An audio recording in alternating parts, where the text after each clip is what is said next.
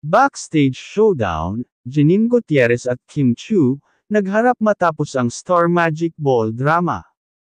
Isang mainit na komprontasyon umano ang naganap backstage sa likod ng glitz and glamour ng Star Magic Ball, at ang sangkot.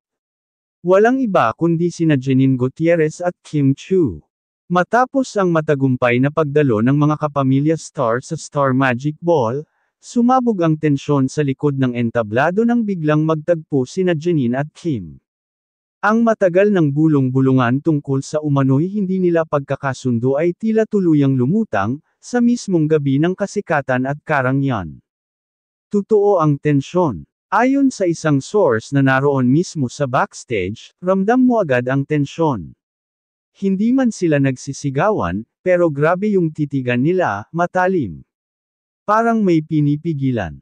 Hindi pa malinaw kung ano ang tunay na dahilan ng sagupaan, pero usap-usapan na posibleng may kinalaman ito sa kanilang pagiging rival, sa spotlight, endorsements, at maging sa leading man-rumors.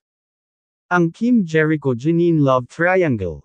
Patuloy ang usap-usapan tungkol sa pagiging malapit ni Janine kay Jericho Rosales, at ayon sa ilang fans, may nakaraan umano sina Kim at Jericho na bagamat hindi umabot sa seryosong relasyon, ay may spark daw noon.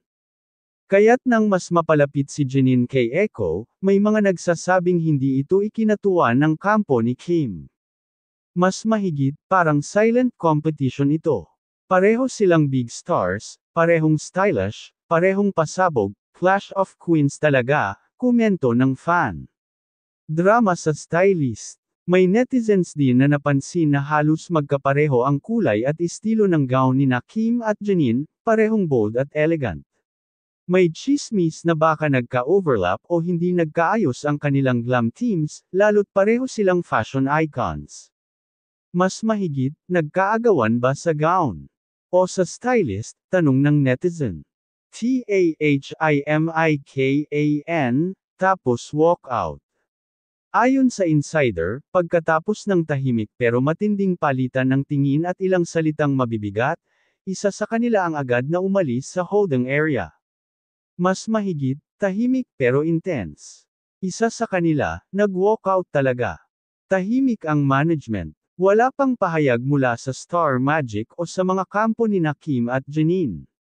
Samantala, hati ang fans, may hashtag Team Kim, may hashtag Team Janine, at may hashtag Team Peace na umaasang maaayos ang tensyon. Isang paalala ang insidenteng ito na sa likod ng mga dazzling gowns at camera flashes, may mga totoong emosyon, pride, at minsan, drama.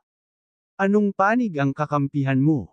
May karapatan ba si Kim na umalma kung may history sila ni Jericho? O may karapatan si Janine na sundan ang puso niya kung kay Echo ito dadalhin? Abangan ang susunod na mga eksena, dito lang sa Celebrity Hub.